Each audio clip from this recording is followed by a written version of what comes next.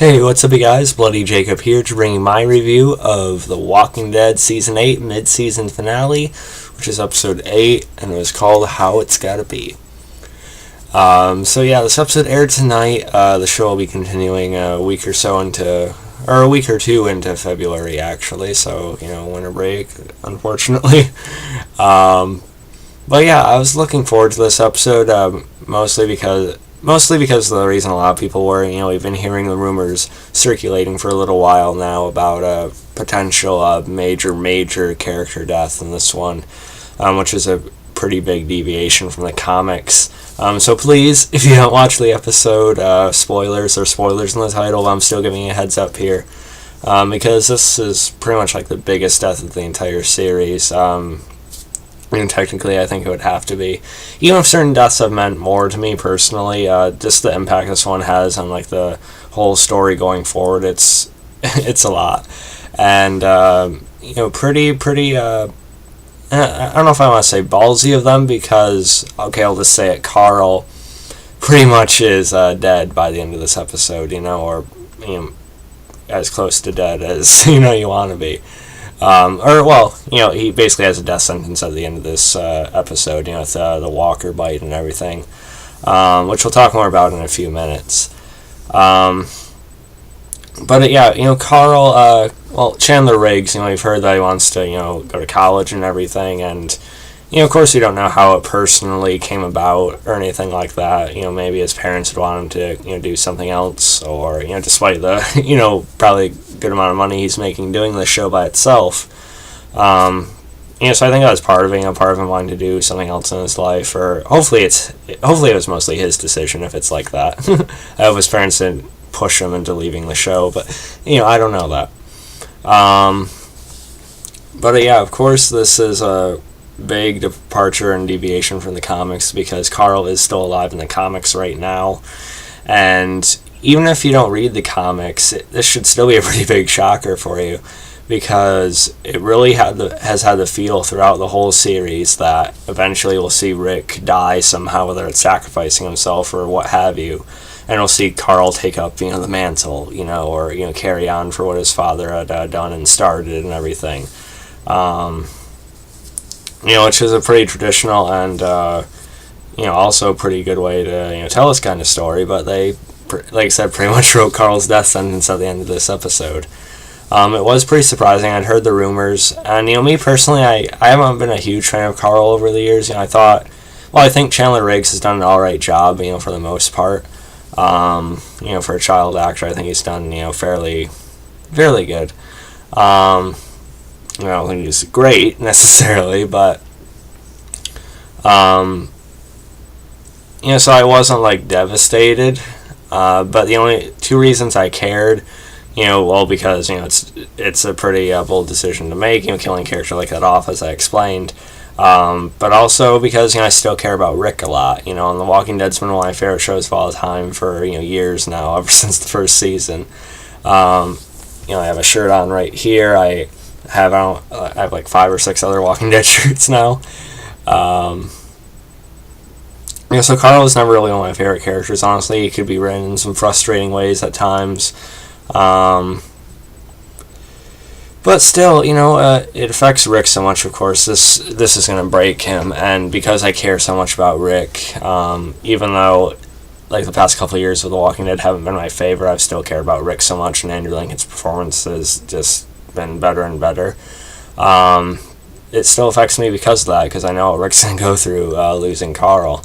It's awful, it's tragic. If you think back to the beginning of the series, how far they've come, and just what Carl still represented to Rick, from early on in his life, it's now gone, and that's really sad. I do kind of wish they had shown his whole death in this instead of sort of splitting it into the mid-season premiere. Because now we're going to see the other final half of it, him actually dying or whatever they're going to do with him in the premiere, which should be pretty good, but I kind of wish it was one whole sequence. I think it would have been even more effective that way. Although I'm sure they'll dedicate a good portion of the premiere episode to Rick and Michonne's goodbyes to him and everything like that. And we might as well just finish talking about how he died, or how he's gonna die, pretty much. Like I said, the walker bite. It was a little bit odd. I know it's supposed to be a big reveal, which is why they didn't really show it directly before. It didn't show him getting bitten or anything during his defense of Alexandria, which we'll talk about the whole Alexandria thing in a couple minutes here. So I was a little bit confused at first. I was like, oh wait, they didn't even show it happen. It's kind of a bummer.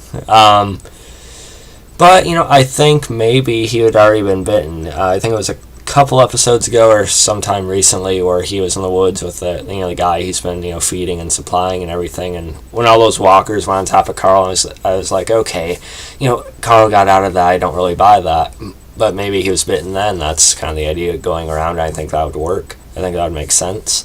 So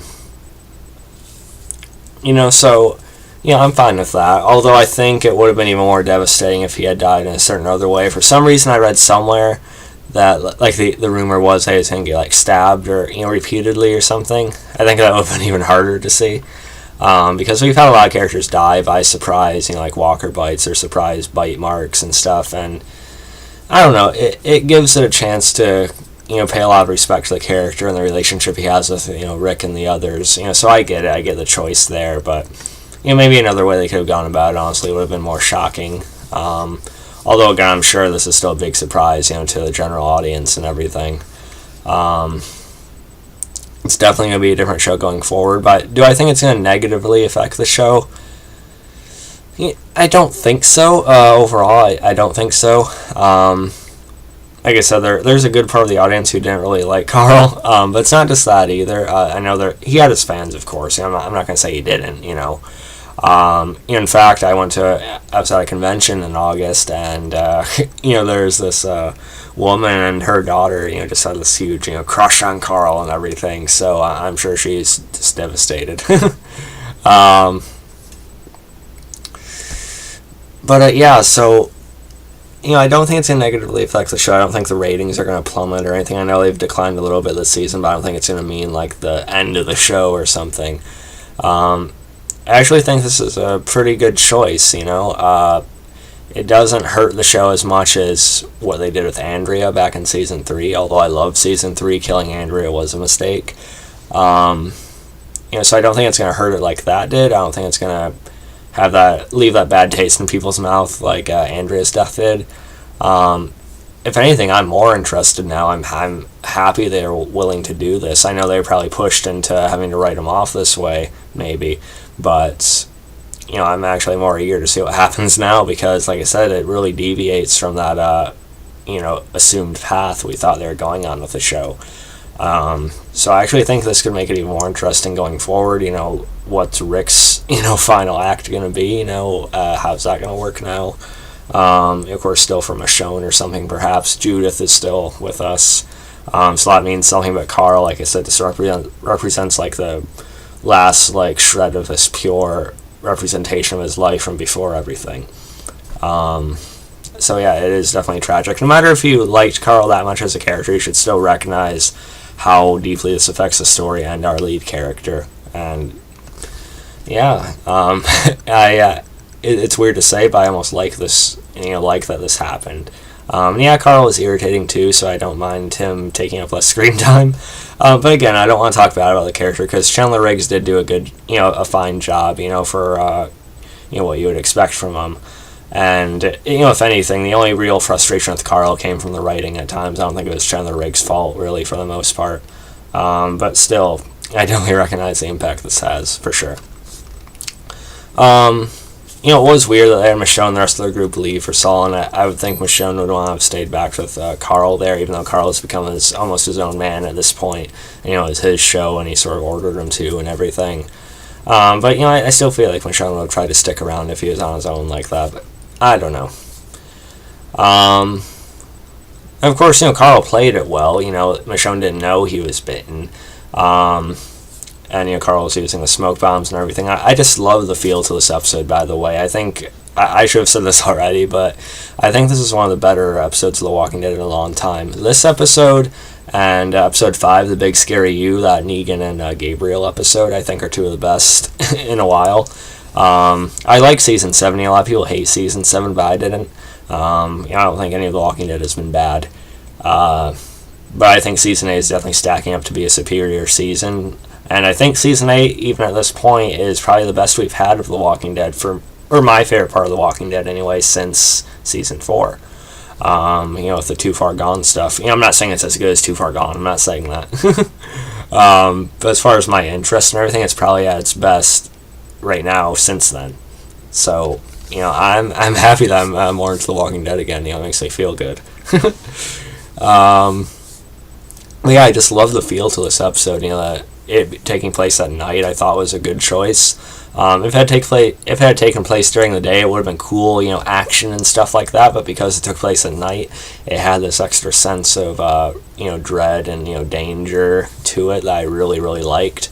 It's simple, but it had that effect, and it just made it all feel more real, and more what's the word for it? More unavoidable, sort of. And I just love the feel to it.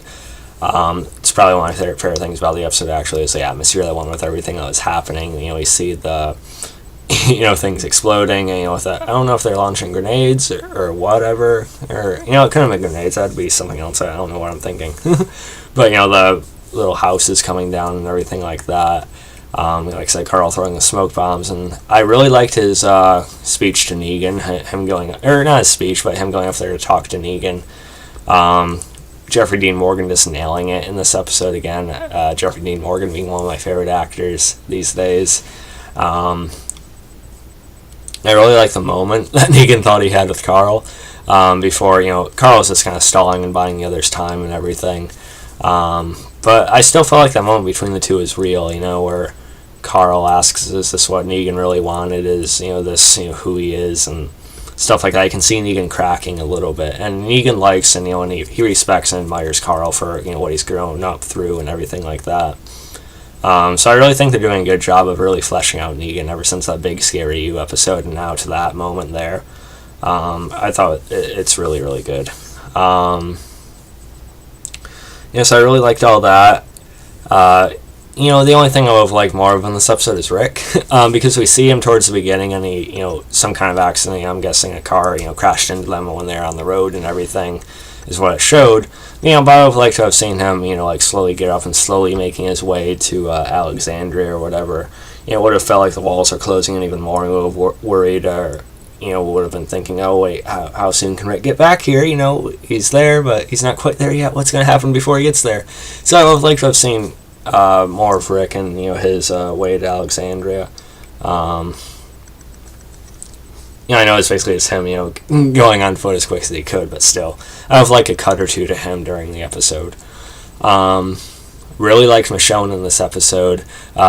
She just just sliced that savior just over and over, and hacked him, and it was cool. She's just so taken back by what's happened to Alexandria. One of them comes out and, grabs a hold of her and just tries to pull her into the corner, but it doesn't work too well. She, gets out of that, then he slices him in the head and just puts down his body over and over with a katana, which is great. I really loved Rick's fight scene with Negan as well. I'm glad they finally, went face to face like that. Would have liked to have seen Rick get a little bit more licks in, during the fight. Some people have complained that it doesn't really feel like Rick's a good fighter at this point because he usually gets sort of bested. It's kind of close here. Negan obviously had the advantage, though. But I still like Negan's line. Sorry. Just when he says, when Rick says, do you ever stop talking? Do you ever not talk or whatever? Something like that. Then Negan keeps swinging, Lucille, and he's like, nope. I like that a lot. I'm sorry.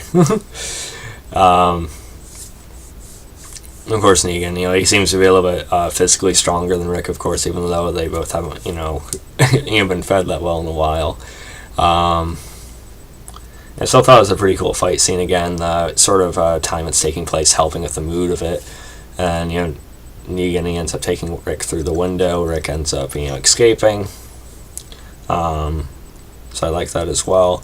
And he also had Dwight in this episode. I like the moment from Dwight where the saviors are ambushed on the road, and Dwight sort of leads them into it. Keeps driving into the smoke. I think her name's Laura or something. The blonde, little blonde savior who is talking to Eugene before and showing him around. The best one of those when Dwight actually turns on his own. He actually shoots a few of the saviors down. He sort of makes his choice there. You can see him deciding whether he should do this at this point or not, but officially choosing to back our survivors at this point. So that was really cool. Laura or whoever escapes though, and she's probably going to inform Negan. So Dwight pretty much sealed his choice here. There's no kind of going back and sort of playing on both sides. But I still really like that moment from him. Definitely a contrast to Eugene, of course, who is still drinking away his guilt. But he does end up giving Gabriel and the doctor a way to escape, which is good. But a lot of people hate Eugene. I don't think he's really going to win any hearts back anytime soon. So yeah, this was a really good episode. I'm sure there's things I'm forgetting about it.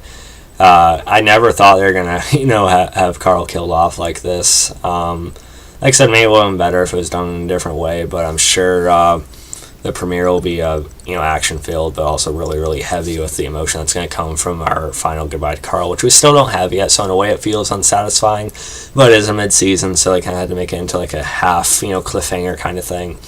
So I get it. We also see Ezekiel. He takes it. He kind of pulls himself back a little and manages to help his people escape, but he's held down.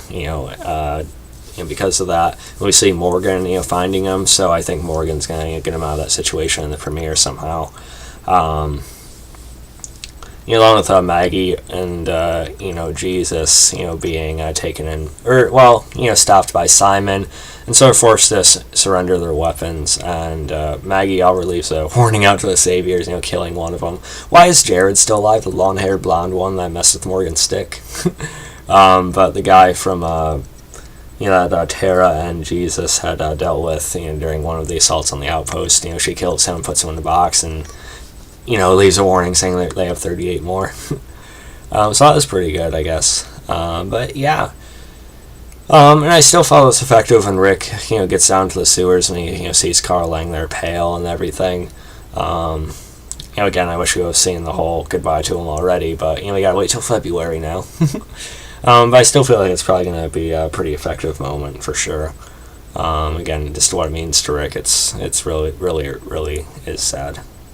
So, yeah. Let me know what you guys thought about this episode, how you feel about Carl's, impending death in general. Do you think it's going to have, like, a long-term negative effect on the show? How do you feel about it? So, yeah, and how it's going to affect, like, the show going forward, especially, whenever it ends. So, yeah, follow me on Facebook, Twitter, subscribe, and I'll catch you guys next time. Peace.